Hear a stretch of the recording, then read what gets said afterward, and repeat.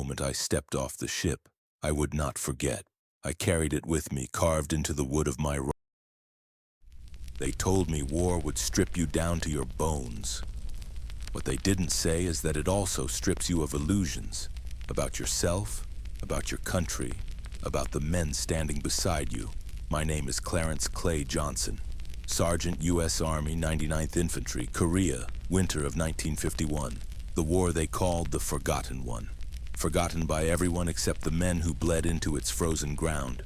I carried a prayer with me, not in a Bible, though my mama gave me one before I left home in Alabama, but carved into the wood of my M1 Garand. The words were short, rough, jagged from the tip of my bayonet. Just one line, Lord, let me come home. I carved it on the transport ship before we even saw combat. My squad laughed when they saw it, called it superstition. But that prayer kept my hands steady when the world tried to break me. Being a black man in uniform back then, it was its own battle. Oh, Truman had signed that paper saying the Army was integrated. On paper, we were equals. But paper don't bleed, and it sure don't march beside you. In the barracks, I'd hear it. Whispers, jokes, sometimes said out loud. Clay, you better not freeze up. We don't need dead weight. Or guess the commies will be scared when they see you. Ain't seen many colored folks in these hills. Some meant it as humor. Some meant it as venom. I learned to tell the difference, but it didn't matter. You carried it either way. But there were also the ones who had my back when it counted. Guys like O'Donnell from Boston, rough Irish kid with a sharp tongue who didn't care what color a man was as long as he shot straight. Or Rivera, Puerto Rican, who told me, brother, in this cold we all turn the same color, blue. We fought 2 wars. One against the Chinese pressing down those ridges, and one against the weight of history pressing on our shoulders. The cold was the great equalizer. Korea wasn't just cold, it was a punishment. The kind that gnawed into your marrow. I'd seen men cry without shame when their boots froze stiff in the night. Fingers black with frostbite, rifles jamming because the oil turned to sludge. The only warmth was when you huddled close to another body, enemy fire or not. Out there, no one cared what you looked like, only if you were breathing. Our squad was tasked with holding Hill 355, a nameless rocky outcrop that became our home and our coffin. Command wanted eyes up there. Control the hill, you control the valley. That was the theory. In practice, it meant wave after wave of Chinese soldiers throwing themselves at our foxholes. Artillery that shook the ground like God's own anger. And nights so dark you could hear men screaming but couldn't see their faces. I kept my rifle close. My prayer was carved into its stock. The letters rough under my fingers whenever I gripped it tight. Each time I aimed, each time I fired, I felt those words like a lifeline. Lord, let me come home. But war doesn't bargain, it takes and takes, and sometimes, just sometimes, it leaves you with enough pieces to crawl back. What happened on that hill is why I'm here in this chair telling you this now. And maybe why I still wake up some nights with my hands reaching for that rifle stock, feeling the prayer carved deep in the wood. Because prayers aren't just whispered. Sometimes you carve them into the tools you carry. Sometimes they're the only thing keeping you alive. On that hill, the nights were the worst. The cold pressed into your chest until each breath felt like swallowing glass. The wind cut through wool and steel like it wasn't even there.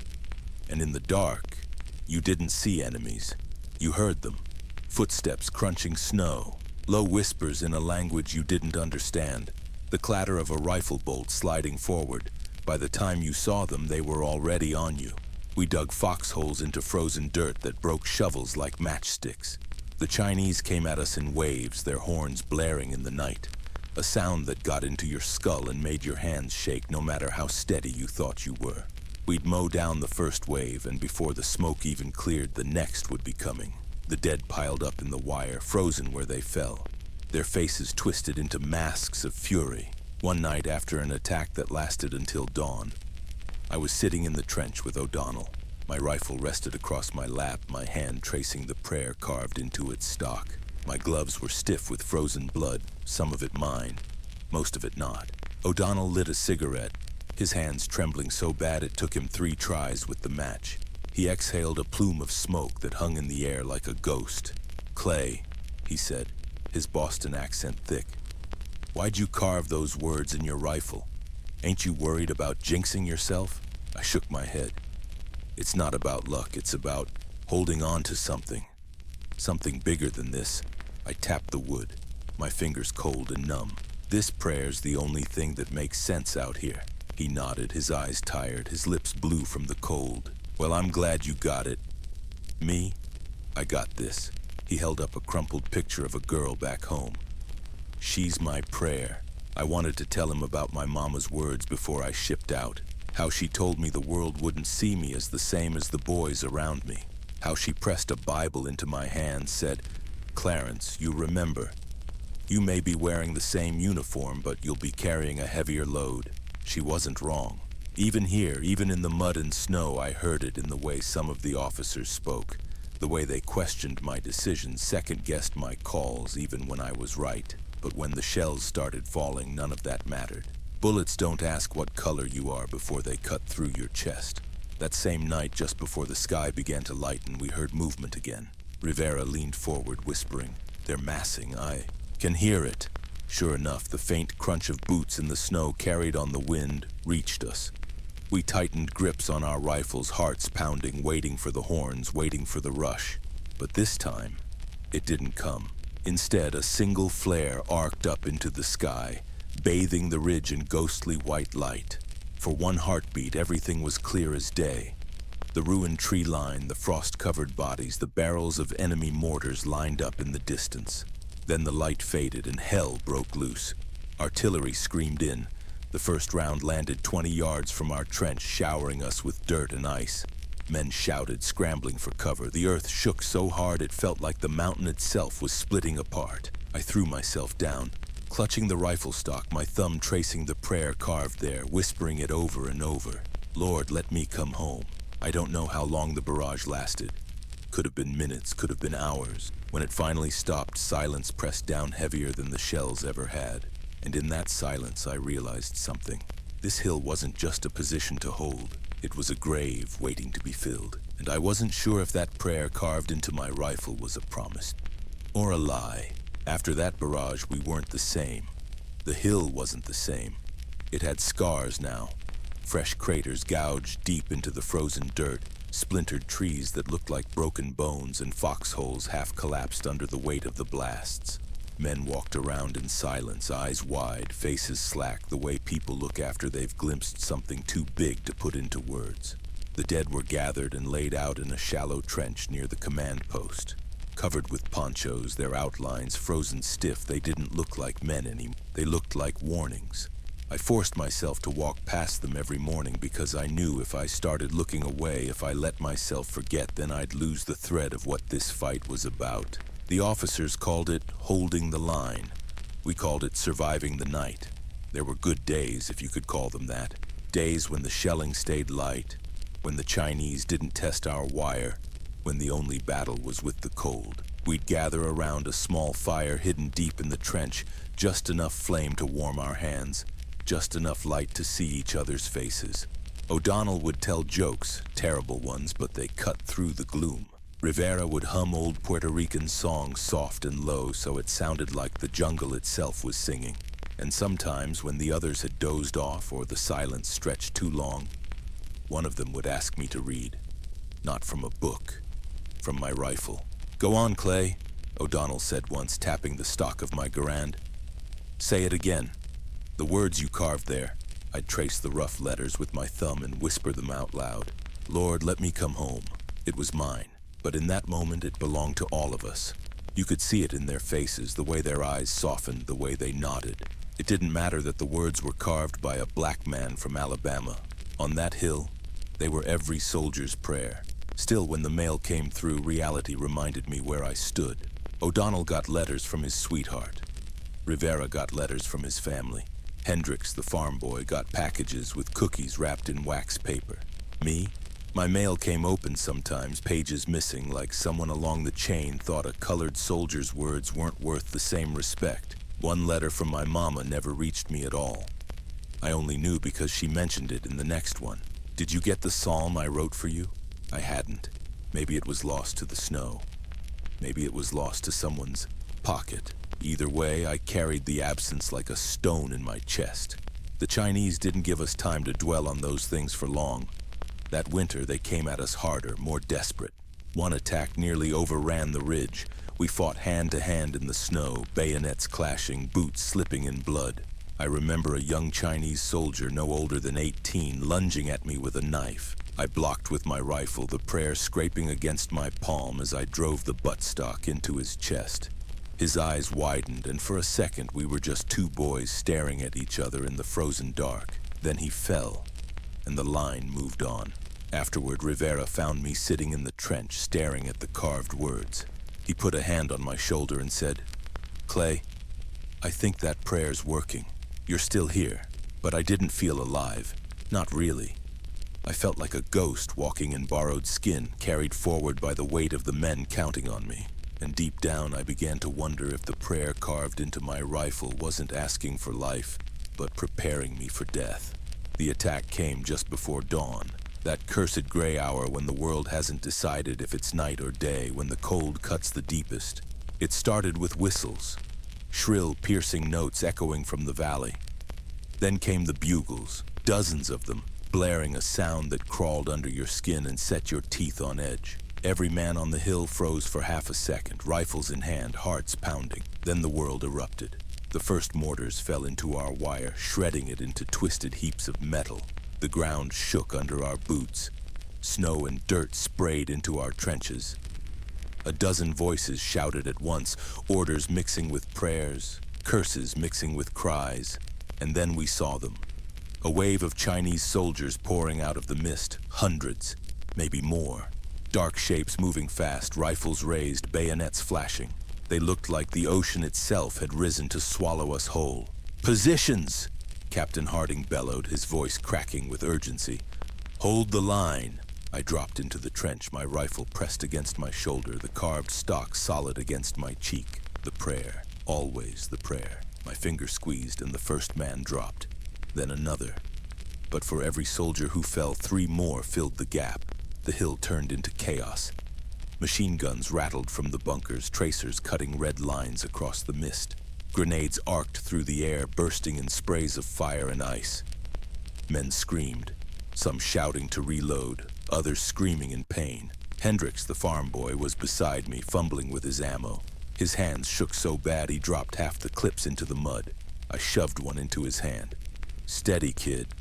Just breathe." He nodded, but his eyes were wide, pupils blown with fear. The Chinese hit our wire and kept coming, climbing over the bodies of their dead. Bayonets glinted as they vaulted into our trench. Suddenly it wasn't shooting anymore, it was survival. My rifle became a club, the carved stock smashing into helmets and jaws.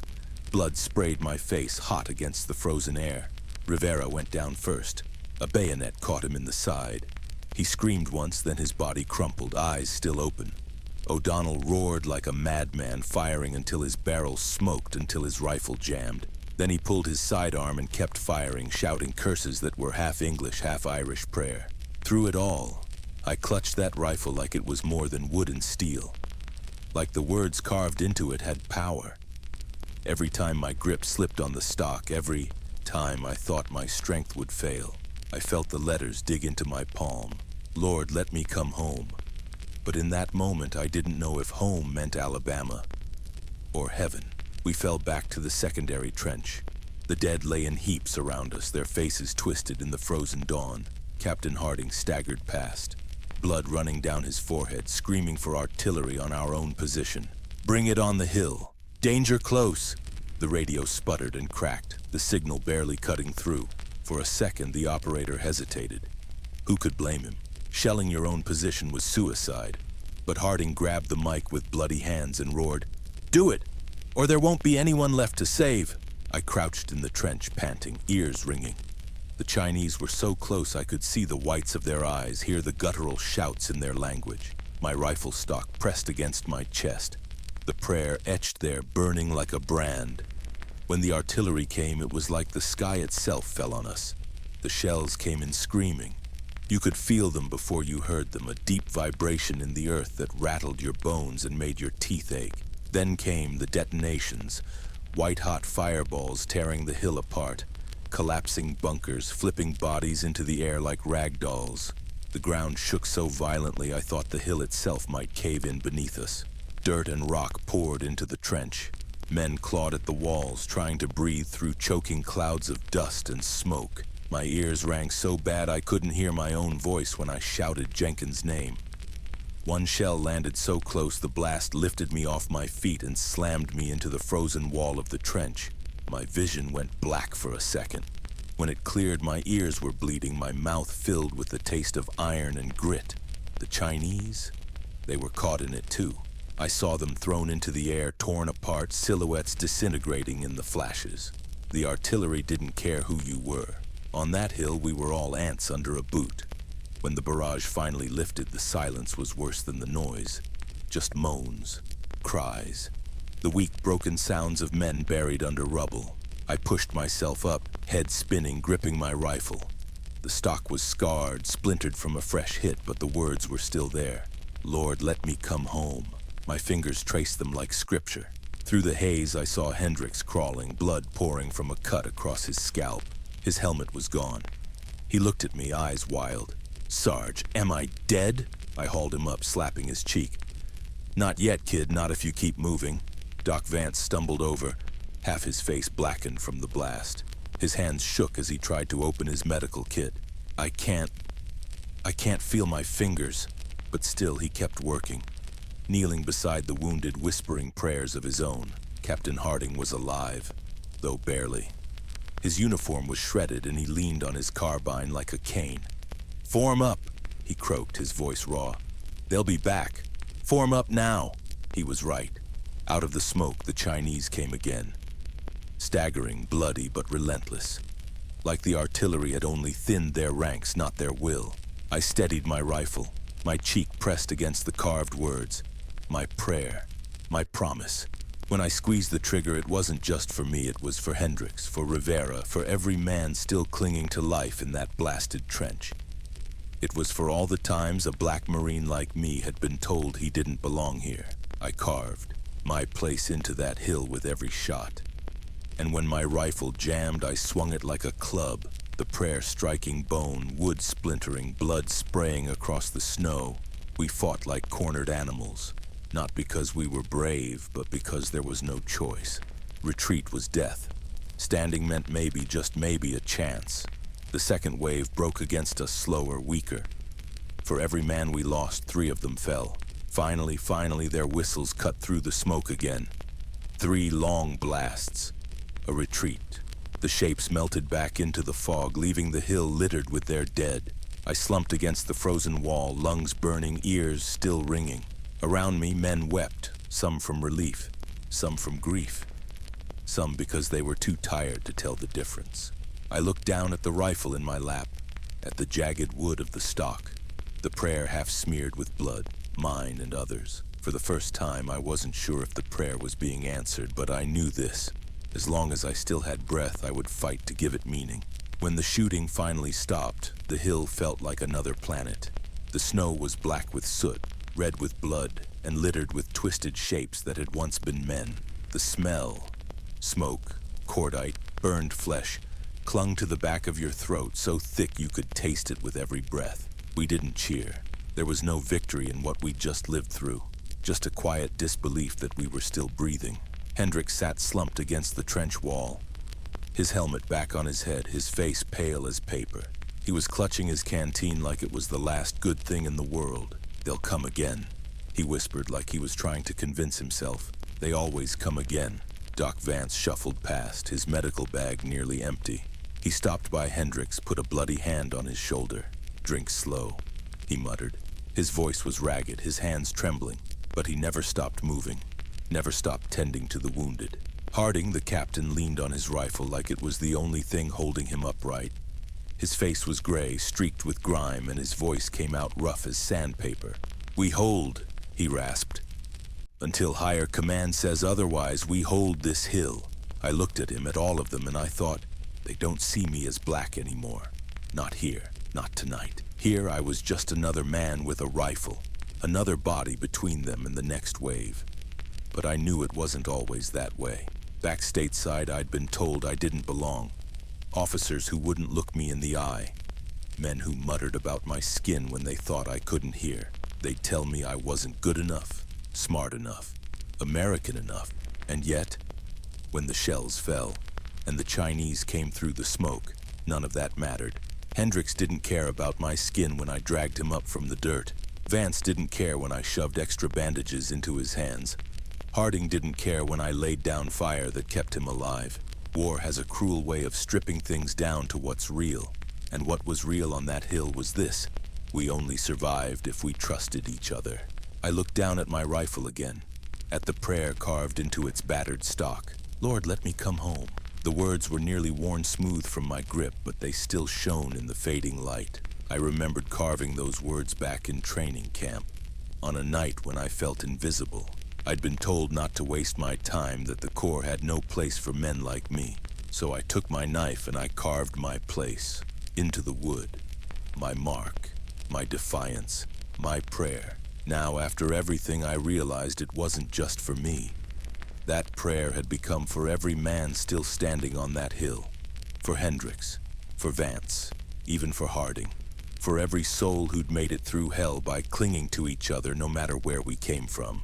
As the sky lightened with the first glow of dawn, I whispered it again, barely a breath. Lord, let me come home. And for the first time, I believed it wasn't just a plea. It was a promise. Dawn broke like a dirty secret, gray and reluctant, spilling across the torn hilltop. The fog clung low, mixing with smoke from smoldering shell craters. Every tree looked broken, every body still, and every sound seemed louder than it should have been. That's when I heard it. The low, rhythmic thump of rotors, helicopters, reinforcements. Men raised their heads, too tired to cheer, too afraid to believe. But then we saw them. Two birds cutting through the fog, their silhouettes like salvation. Behind them on the ridge, shapes emerged. More Marines. Fresh uniforms, clean faces, rifles held steady. Relief hit me like a punch to the gut. We hadn't been forgotten.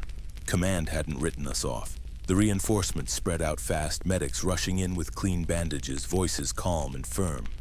They moved through the survivors, checking wounds, lifting the worst onto stretchers. Doc Vance finally let his shoulders slump, his hands falling uselessly at his sides as another medic took over. One of the new sergeants stopped by me, his face unreadable. Hell of a fight you had here. I just nodded. Words felt too small for what we'd been through. But inside, something twisted. Because even in that moment of salvation, I saw it again. The glances. Quick, measuring looks from men who'd never seen a black sergeant before. A pause before they addressed me. A flicker of doubt in their eyes. I wanted to scream at them. You think my skin matters here? On this hill? Look around. Ask these men if they care what color I am. Ask the ones I dragged from the dirt. Ask the ones whose blood is mixed with mine in this trench. But I didn't scream. I was too tired, too broken. Instead, I looked down at my rifle, at the scarred prayer carved into its stock. The wood was cracked, blood dried into its grooves, but the words still stood out. Lord, let me come home. That prayer had carried me through the night. It had been my anchor when the hill shook, when death came in waves, when racism felt like another enemy I had to fight. And now, in the cold light of dawn, I realized it wasn't just my prayer anymore. It belonged to all of us. Hendricks, pale but alive.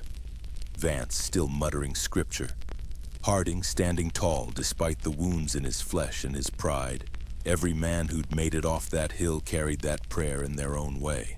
Because coming home wasn't just about surviving the battlefield. It was about finding a way to live with what the battlefield did to you.